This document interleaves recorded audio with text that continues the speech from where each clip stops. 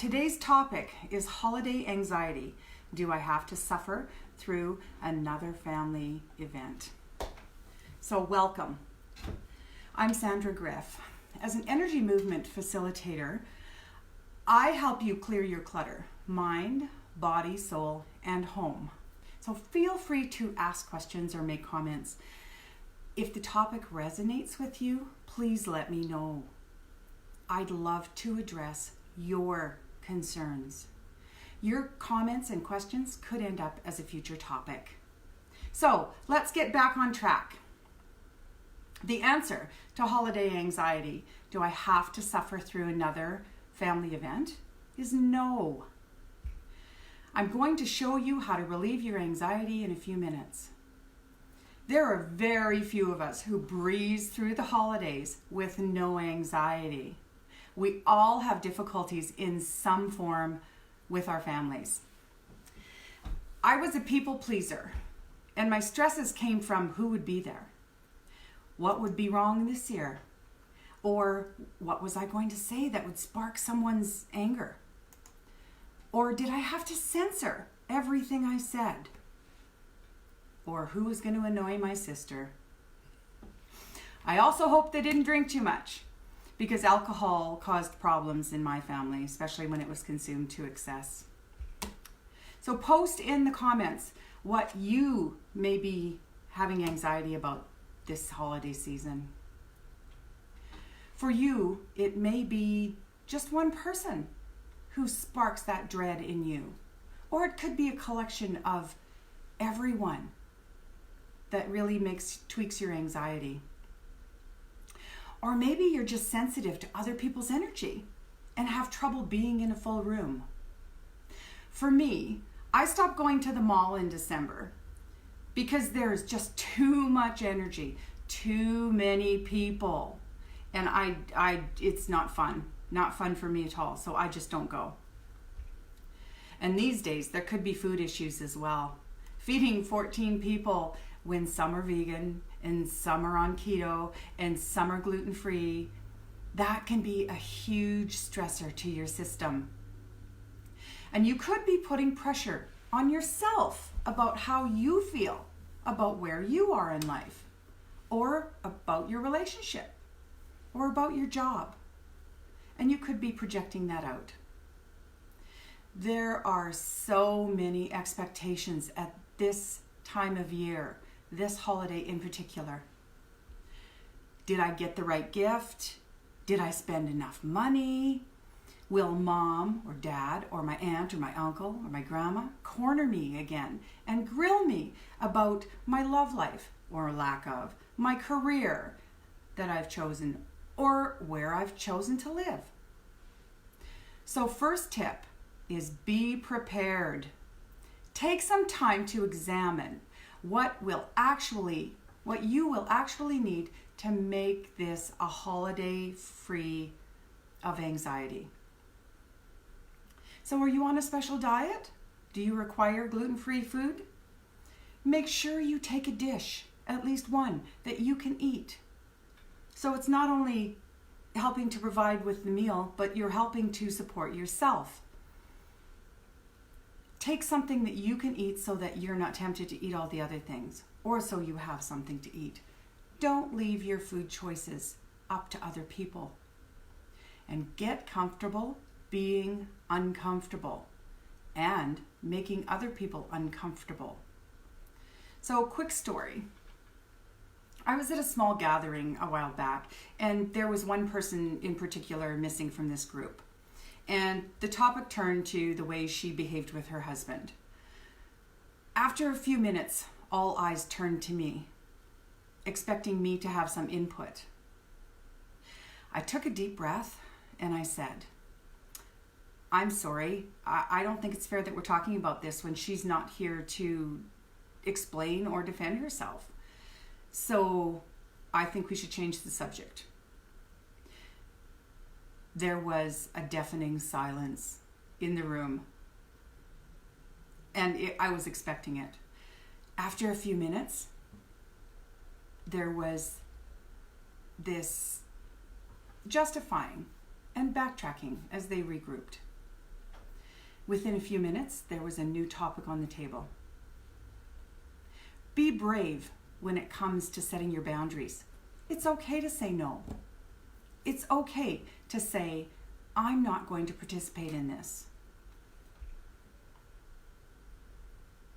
And practice saying it. If you're not used to saying that, say it out loud. Practice saying it before you go.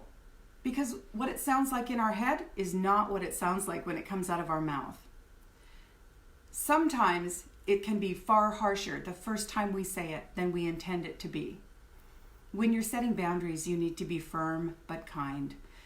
So practice saying it. Practice setting the boundaries that you would like to set. Say them out loud. Next is let go of as many expectations as you can.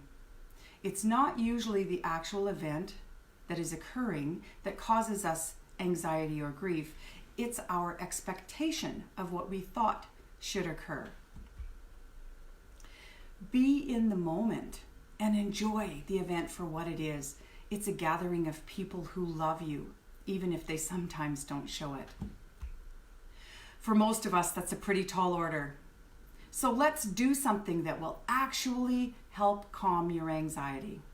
So today we're going to do some tapping. It's also known as the emotional freedom technique. If you're not anxious right now, I'd like you to think of something that makes you anxious.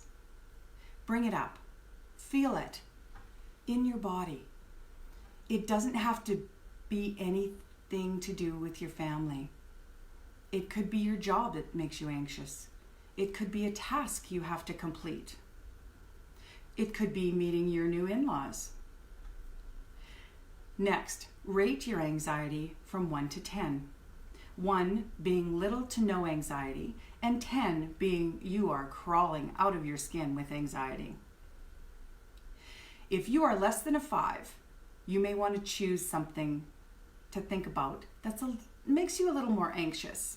This works best in a trial like this if the number is a little higher. Post your numbers in the comments. That'll also help you check back later when we check in. It may seem like I'm trying to make you anxious, but that's not actually what I'm trying to do. I'm really just asking you to bring up something that's already there.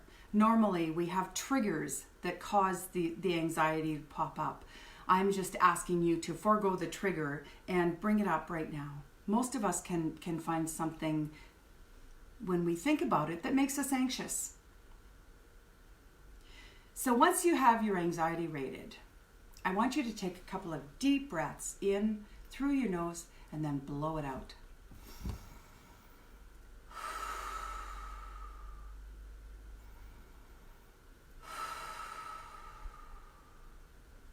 Next, I'm going to show you some tapping points, and I'd like you to follow along. We're going to tap on these points, and then you're going to repeat after me. So the first tapping point, you're going to take 2 fingers and place them right on the edge of your eyebrow. Right on the edge of your eyebrow. And you're going to tap a little firmly, but not so hard you're going to bruise yourself. Normally you'd be tapping 5 to 7 times. You're going to repeat after me. This is the eyebrow point. So repeat after me. Tap on this point and repeat. This anxiety. This anxiety. The next point is the side of your eye. Right here on the bone. Again, you're going to take 2 or 3 fingers and you're going to tap on that point. Side of the eye. This anxiety in the pit of my stomach. Next, we're going to go under the eye, the bone right under your eye. This is quite a tender spot, so you're only going to take 2 fingers and you're going to gently tap on this spot. And repeat after me. This is under the eye. This anxiety that's giving me a headache. Right literally under your nose, your upper lip. 2 or 3 fingers. You're going to tap here, under the nose. This anxiety is making me sick. your chin, the little cleft right in the middle of your chin. 2 or 3 fingers, the chin point. You're going to repeat after me. I hate these thoughts in my head. The collarbone. You've got 2 bones that kind of come together at the base of your collarbone. I want you to spread your fingers about 2 inches on either side and drop them down just below your collarbone. That's the collarbone spot. My body does not feel good. Next, we're going to go to our wrist. Point where it bends, right here, where your wrist bends. You can use 3 or 4 fingers. I don't like feeling this way. You're going to go to the top of the head, right about the middle of your head. You'll feel when you have the right spot.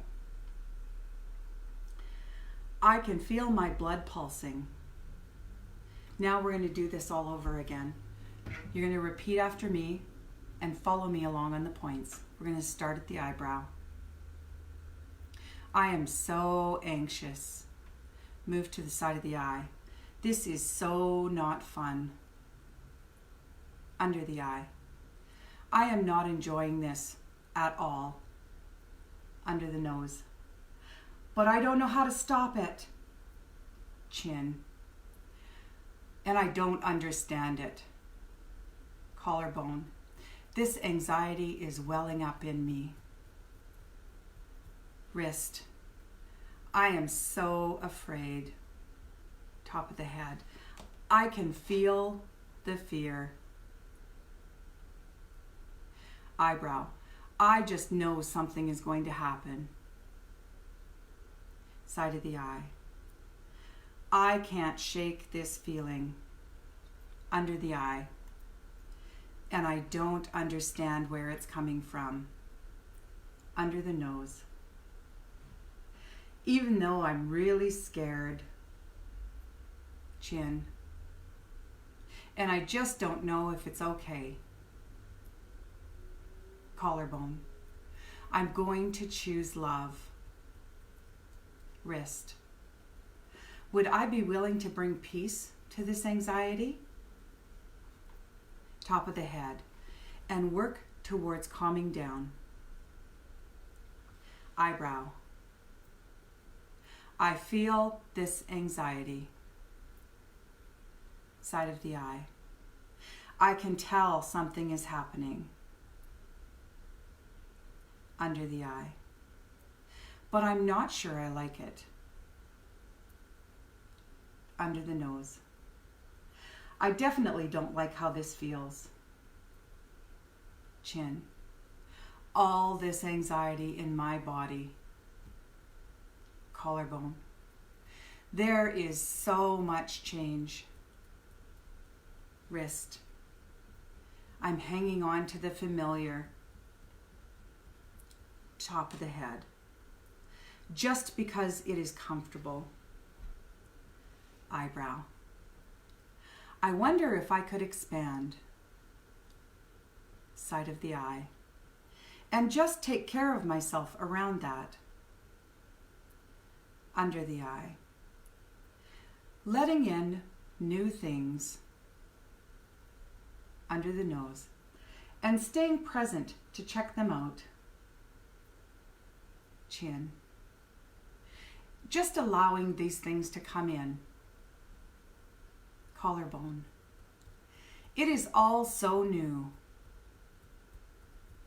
Wrist. I wonder if I can let it in. Top of the head. It's so scary. Eyebrow. But I know I want to feel better. Side of the eye. I want to feel less anxious. Under the eye. I have been praying for change. Under the nose. And now that it's here, I'm a little overwhelmed. Chin.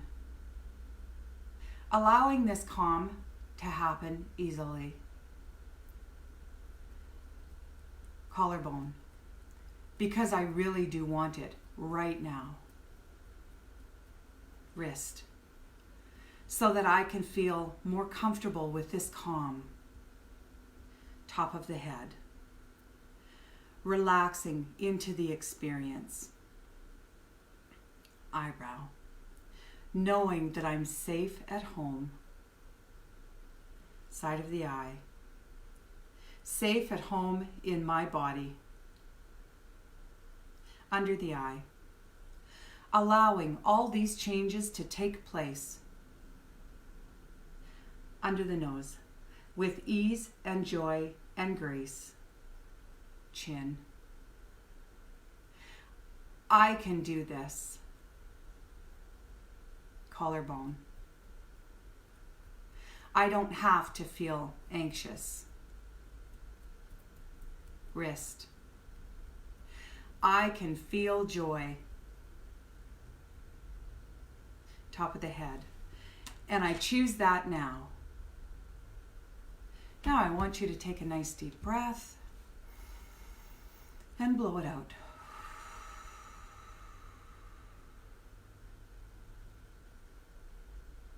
Now take a second and check in again with your anxiety. For most people, it should have gone down. For some people, it would only have gone down 1 or 2 points. For lots of people, though, it could have gone down 3 or 4. And if it's gone down to a 1 or 2, and you're only feeling like the anxiety that was started at a 5 is now down at a 1 or a 2, that's an anxiety you can actually manage. And if it's still above 3, you can keep tapping until it comes down. Post your number in the comments. Let me know how it worked for you. So the emotional freedom technique is about moving that emotional energy, the hurt, the anxiety, the fear and pain. So when you're tapping, it is the emotion you are focused on far more than the words. Don't worry about the words you are using. In fact, you don't even have to say anything. You can just focus on where the tapping is and tap on that. On where the feeling is and tap on that. So for example, the collarbone is my favorite place. So I would tap on my collarbone and say, this anxiety that I feel in my stomach, this knot in my stomach, this knot in my stomach, or this knot in my stomach, this knot in my stomach, this knot in my stomach. You also don't need to worry too much about the order in which you tap. If you miss a spot, that's okay. It's not going to change the outcome. If you feel like your collarbone, that's my favorite spot, is your best place, then tap there. I also like the wrist. Some people like the top of the head. That's the place that feels best to them. If you found a point that feels great to you, you can just tap on that one point. Usually within 3 to 5 minutes, you can feel some relief. So what we did here today is relief. It's like taking a painkiller for a headache. The emotional freedom technique can offer long-term fixes when the core reason for the anxiety or any issue is addressed. Oftentimes, an EFT practitioner can help you discover the core issue more easily than if you were on your own. So before you go, I'd like to give you a few more tips to help make this a less anxious time. Remember to breathe. When we get anxious, we tend to hold our breath and breathe really shallowly. And if confronted with something you don't want to discuss, it's okay to say, I'd rather not discuss this right now. If that doesn't work, you can say, can we pick a time to discuss this after the holidays? I'm here just to enjoy myself. And remember to practice those phrases out loud. It sounds way different in our heads than coming out of our mouths. And stay calm. Remember to take deep breaths, tap, and stay calm. You get back what you put out, so make sure you are putting out something that you want back. And if you need a few moments to compose yourself, don't hesitate to extract yourself from a conversation by saying, "Excuse me, I need to go to the washroom," or "fill my glass," or "help in the kitchen." Whatever will get you out of there. And if your anxiety wells up, you can go to a quiet room and do some tapping. Hi, Carrie Lee. You need to do what works for you to relieve your stress or anxiety. Hey, Tammy. Tap before you go. You can tap in the car on the way there. Or you can go to a quiet place during the event and tap. You can even tap on your wrist. That's why I like the wrist spot so much. You can put your hand under the table and tap on your wrist. No one will even know you're doing it. You can tap while you're having a conversation. Remember to take stock of your perspective. Is what you were seeing real, or are you making it up in your head? Be present. And make sure you're not blaming someone else for your situation. So remember to take personal responsibility. And take stock of whether or not you're contributing to the situation you're in. I hope this helps you have an anxiety-free holiday. And remember, our lives are only lived one moment at a time. Yesterday is gone. Tomorrow has not happened yet. But the present is a gift. Take that gift and be present. Stop worrying about yesterday and tomorrow. Be there right now. If you'd like more information, you can contact me through my website, www.everchanginglife.ca. I appreciate you hanging in with me to get back on track. Remember to post your comments and questions. They could end up as a future topic. Thank you so much for watching. Have a great day.